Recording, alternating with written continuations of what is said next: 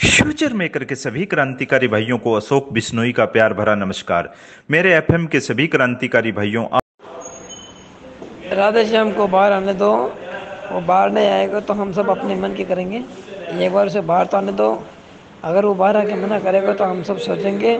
और आप सभी पढ़े लिखे शिक्षित आदमी हो। एक बार अगर बंदा बाहर आएगा और कुछ कहेगा कि भाई मैं पैसा नहीं दूंगा, तो उसका इलाज हर व्यक्ति के पास है। 60 लाख लोगों की ज़िंदगी बर्बाद हुई है, तो वो उस एक आदमी को नहीं छोड़ेंगे, क्योंकि 60 लाख में से कोई एक भी ऐसा बंदा नहीं है जो उसकी गलती माफ़ कर सके। और हर आदमी हर तरीके से परेशान है। इसलिए कुछ दिन, सिर्फ कुछ दिन, महीने 2 महीने, जब हमने 2 साल वेट किया है तो 2 महीने और वेट कर सकते हैं। थोड़ा सा वेट कीजिए प्लीज़। अगर वो बंदा पैसा नहीं देगा तो वो जी भी नहीं पाएगा। सीधी बात है। क्यों? क्योंकि 60 लाख में से तो कोई तो ऐसा होगा जिसने अपनी ज़िंदगी, अपने माता पिता, भाई बंधु, किसी न किसी को खोया है। तो अपने घर परिवार को खो के पैसा कोई भी कमाना नहीं चाहता है बंधु बरों। इसलिए प्लीज़, मैं आपका भाई किशन गुर्जर इतनी आप सबसे रिक्वेस्ट करता हूँ कि थोड़ा सा माहौल शांत करिए और एक बार राधे श्याम सर को बाहर आने दीजिए। अगर राधे श्याम सर कुछ गलत करेंगे, अगर वो हमें पैसा नहीं देंगे या कुछ और भी चीज़ अगर उन्हें आनाकानी होंगी, तो वो आप हम सब और मैनेजमेंट साथ में हैं। भूषण सर, विनोद माली और अच्छे अच्छे दिग्गज जो उनके करीबी हैं, सब मेहनत कर रहे हैं। हमें थोड़ा चाहिए रिलैक्स। हम थोड़ा वेट करेंगे, इतना वेट किया, थोड़ा और वेट करेंगे। हमें सिर्फ एक चीज़ चाहिए कि राधे श्याम जी आके हम सबके दुख दूर करें। अगर राधे श्याम जी बाहर आके भी हमारे दुख दूर नहीं करें तो हमारे लिए राधे श्याम जी को भगवान है न वो राक्षस। पर विश्वास है कि वो बंदा हम सबके दुख दूर करेगा। इसलिए मेरे सभी एफएम के क्रांतिकारियों और जो भी XYZ जिन्होंने केस कर रखा है और जो केस करने की सोच रहे हैं और शायद भविष्य में केस करेंगे, जब आपने इतना वेट किया है तो थोड़ा सा वेट और कीजिए। वेट करने का मतलब उस बंदे को बाहर आने दीजिए। मुझे विश्वास है, उस जितना विश्वास उस भगवान के ऊपर है उतना विश्वास राधे श्याम जी के ऊपर है कि वो हमारी सारी समस्या को दूर करेगा। फिर भी नहीं करेगा तो आपके हाथ में है, जो आप करना चाहो वो कर सकते हो और सब करेंगे। आप क्या अकेले थोड़ी करोगे? आपके क्या अकेले थोड़े पैसे गए हैं? हर आदमी के पैसे गए हैं। हर आदमी रो रहा है, मैं भी रो रहा हूँ, मेरे भी पैसे गए हैं। इसके लिए इसका मतलब ये थोड़ी है कि उस बंदे को गलत, हम गलत कहते हैं। वो बंदा, मुझे आज भी विश्वास है, मैंने तो 4 सितंबर को इन्वेस्ट किया और 7 को कंपनी बंद हो गई। मैं इन्वेस्ट के 3 दिन बाद इन्वेस्ट कंपनी बंद हो गई। ब्याज भी मैंने ला के इन्वेस्ट किया। फिर भी विश्वास है कि वो बंदा हमें देंगे और देंगे। सो आप सभी एफएम के जितने भी क्रांतिकारी भाई, चाहे सपोर्ट हो चाहे सपोर्ट ना हो, चाहे केस करने वाले हो चाहे कोई भी हो, XYZ, आपका छोटा भाई किशन गुजर फ्रॉम पाली एक रिक्वेस्ट करता है कि एक बार राधे श्याम सर को बाहर आने दीजिए। उनका स्टेटमेंट क्या कहता है, वो क्या कहते हैं, वो कुछ कहें, वो कुछ काजे, तो फिर हम भी मानेंगे और सब मानेंगे। क्या वो नहीं मानेगा? और जब केस प्रणाली की बात है तो वो तो बाहर आके भी अंदर जा सकता है। थोड़ा वेट कीजिए।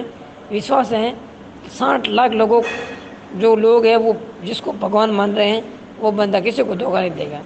सो प्लीज़, पूरे एफएम फैमिली से एक छोटे भाई की रिक्वेस्ट है। पहली बार मैंने अपनी ऑडियो इस ग्रुप में डाली है। उसका रीज़न ये है कि एक बार सर को बाहर आने दो। और मुझे जहाँ तक लगता है सर झूठ नहीं बोलेंगे। सो जय फ्यूचर मेकर, जय राधे श्याम जी सर, और जय भूषण भाई जैसे लीडर बैठे हैं। तो प्लीज़ आप सबसे रिक्वेस्ट है, एक बार सर को बाहर आने दीजिए। फिर आपकी जो मन मर्जी है वो कहें, वो करें। नमस्ते, मेरा नाम विनायक धीवर है। मैं मुंबई से बोल रहा हूँ। मैं ऑडियो डालना नहीं चाह रहा था, पर मैंने बहुत 3-4 दिनों से मैं देख रहा हूँ ये जो जलगांव वाला केस है, उसमें सेबी का जो बताया जा रहा है कि हमें बहुत बड़ी जीत मिली है। मुझे पता नहीं कितने लोग पढ़े लिखे हैं या नहीं, है पता नहीं, जिन्होंने ग्रेजुएशन किया होगा कि नहीं पता नहीं। कभी सेबी के बारे में आप लोगों ने स्टडी की है? मैं अकाउंट्स का स्टूडेंट हूँ, मुझे पता है कि सेबी कैसे फंक्शन करता है, ठीक है। जैसे इंश्योरेंस कंपनी के लिए एक रेगुलेटरी है, IRDA, insurance regulatory authority of India, वैसे सेबी है, ठीक है।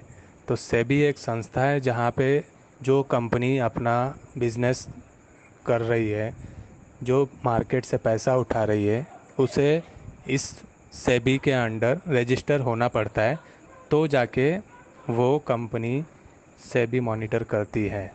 अब फ्यूचर मेकर जो एक चोर कंपनी थी, जो कि यहाँ वहाँ जो भी है नेटवर्क मार्केटिंग में रजिस्टर करके, जो भी है एमएसएमई, जो भी छोटे छोटे जगह पे रजिस्टर थी, तो उसमें सेबी हाथ नहीं उसमें सेबी के पास ये लोग गए नहीं थे। तो सेबी क्यों इसमें हाथ डालेगी? सेबी तो साफ साफ बोलेगी कि हमने नहीं पाया कोई एविडेंस। हाँ, सही में नहीं पाया, कोई नहीं पाएगा एविडेंस, और ना सरकार अभी पा रही है। अभी आप लोग कह रहे हो कि राधे श्याम के ऊपर कोई केस नहीं लगा, कोई मनी लॉन्ड्रिंग नहीं, कोई मनी रोटेशन नहीं, तो फिर सरकार क्यों कंफ्यूज है? एक फैसला सुनाने में 2 साल लगता है क्या? हाँ, 2 साल लगता है क्या? जब आप लोग खुद बोल रहे हो राधे श्याम जी भगवान है, और वो सच बोलेंगे और आएंगे तो सब ठीक हो जाएगा।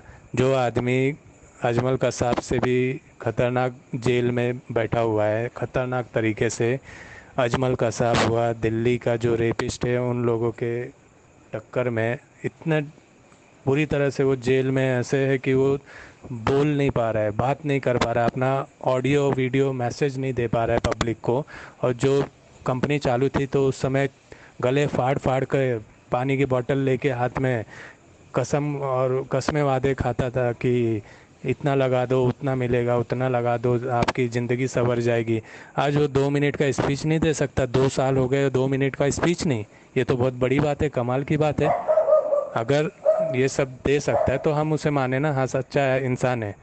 तुम लोग सेबी का छोटा सा कुछ हुआ, लॉलीपॉप देना शुरू, पूरी पब्लिक को चूतिया बनाना शुरू कि सेबी में भी अभी मान लिया कि हमें कोई एविडेंस मिला नहीं। आप लोग खुद ही दिमाग लगाइए। इतने दिन से ये मनी रोटेशन का काम ही चल रहा था।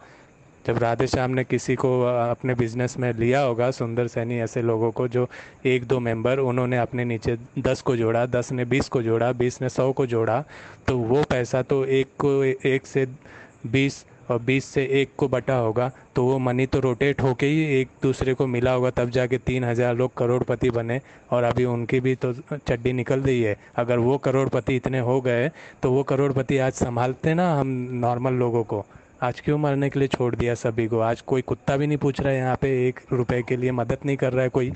बैंक लोन इतना 2 साल से 1 रुपए की मदद नहीं मिली, और एफआईआर कर रहे तो उन लोगों के साथ सेटलमेंट के लिए भागे भागे जा रहे हैं ये लोग। तो फिर इससे क्या मतलब हुआ कि जो एफआईआर करेगा वो थोड़ा बहुत सेटलमेंट का पैसा पाएगा, और जो नहीं करेगा उसे लॉलीपॉप चूसते रहना है, और कुछ दिनों में भूल जाएंगे। जब भूल जाएंगे, पब्लिक का ब्रेन वॉश हो जाएगा, जब क्लियर हो जाएगा मामला, राधे श्याम सोचेगा कि हाँ पब्लिक ठंडी हो गई, उसकी जान को खतरा नहीं, तो फिर निकल लेगा बाहर। मैं आप लोगों को यही बोलना चाह रहा हूँ कि ये सब लॉलीपॉप के चक्कर में मत आइए।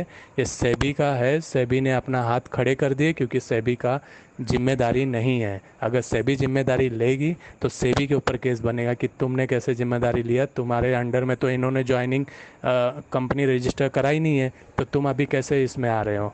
उसी तरह तो हमें अब टारगेट ये रखना है कि राधे श्याम के ऊपर केस हो ना हो, लेकिन राधे श्याम फतेहाबाद जेल में क्यों पड़ा है?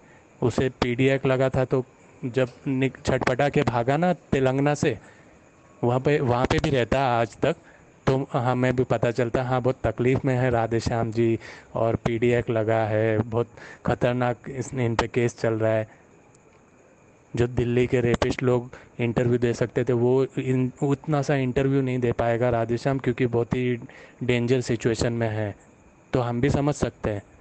वो अपना फतेहाबाद के जगह के जेल में ऐश कर रहा है, उसे किसी दूसरी जेल में डाला जाए तो फट से वहाँ से केस सॉल्व करा के, जैसे भी है सेटलमेंट करा के, पैसे खिला के वो निकल जा रहा है उस जेल से, और फिर जाके वापस से फतेहाबाद के जेल में जाके बैठ जा रहा है। ये क्या बात हुआ? उसे उस जगह से निकालो ना। अपने गली में तो कुत्ता भी शेर होता है, उसी तरह से ये कुत्ता अपने गली में जाके बैठ के शेर बना हुआ है। अगर इतना जेल में रहने की आदत हो गई है ना इसे, तो हर एक जगह से केस हुआ है, पूरे इंडिया से पैसा खाया है ना ये, तो पूरे इंडिया से केस होके हर एक जेल में जाके दिखाए ना, एक एक दो दो महीना रह के बताए, वहाँ से बैठ के केस लड़े, उसके बाद हम मानेंगे कि हाँ भाई सच में बेचारे को फंसाया गया, या सच में बेचारा परेशान है, पब्लिक की मदद करना चाह रहा था, पब्लिक का मसीहा बन रहा था और बेचारे के साथ बुरा हो गया, हम भी मानेंगे। हिम्मत है तो रह के बताए, फतेहाबाद में बार बार ना भाग के जाए।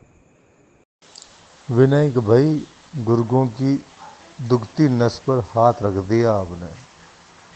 हाथ क्या रख दिया, उनकी दुखती हुई नस को और दबा दिया आपने। एकदम करेक्ट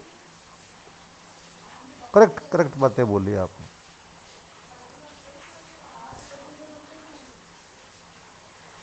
और वैसे भी अब लोगों में जागृति आई है, विभिन्न जगहों से केस हो रहे हैं, बहुत ज़्यादा हो रहे हैं। ये कोरोना काल जो नहीं होता ना, तो अब तक सुप्रीम कोर्ट में जितने भी केस हुए हैं, एक बात बताऊं आपको, इन्होंने वही केसों की जानकारी सुप्रीम कोर्ट में दी है जिनकी तामील हो चुकी है या जिनका गिरफ्तारी वारंट निकल चुका है। केस तो इनके ऊपर 100 से ऊपर और हो चुके हैं पिछले 6 महीनों में, लेकिन उनकी तामील अथवा ये नहीं हुआ, क्या बोलते हैं इसको, गिरफ्तारी वारंट। इस वजह से उनकी जानकारी को ये लोग छुपा रहे हैं, जबकि इनके गुर्गे लोगों को सब कुछ मालूम है। और अब थोड़ा सा अब कोर्ट वैसे चलने लगी है, वारंट वगैरह इशू बहुत जल्दी होने वाले हैं। कुछ के हो चुके हैं, तारीखें अब आने वाली है।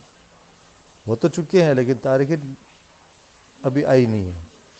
किसी में तारीख 1.5 महीने की बाद की मिली थी, किसी में महीने बाद की मिली थी, किसी में 20 दिन बाद की मिली थी। तो इस तरह तारीखें, तो उन 7 तारीखों पे तामील हो जाएगी।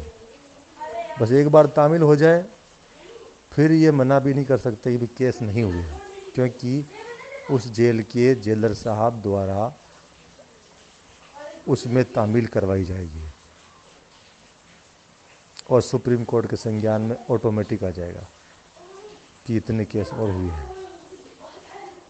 तो आपने अपनी ऑडियो में यह भी कहा था कि जहाँ जहाँ केस हुए सेटलमेंट के लिए भागते फिर रहे हैं, ये ठीक बात है। भूतकाल में भी किया है और भविष्य में भी इनको ऐसा ही करना पड़ेगा। बहुत करेक्ट बात बोली है आपने, अब समझ में आ जाएगा लोगों को। नहीं भी आए तो क्या यार, ये बताओ, हमें कौन सा फर्क पड़ने वाला है। कहने का हमारा फर्ज है, कह दिया, नहीं माने तो उनकी मर्जी। तो फ्रेंड्स, आप सब लोगों ने देख ही लिया, महाराष्ट्र के डायमंड लीडर ने भी ये चीज़ बोल दी है और कालू भाई तो पिछले 2 सालों से यही चीज़ बार बार बोलते जा रहे हैं। और थोड़ा सा लॉकडाउन की वजह से, कोरोना की वजह से प्रॉब्लम हुई है, नहीं तो अभी केसों की जो संख्या है वो बहुत ज़्यादा हो गई होती अभी तक। कालू जी ने ये अपनी आवाज़ में बताया है, आप कम्प्लीटली इसको सुनिएगा, आपको सारी चीज़ें समझ में आएंगी। वो कोई भी चीज़ गलत नहीं बोलते, वो आम पब्लिक के लिए बोलते हैं बार बार।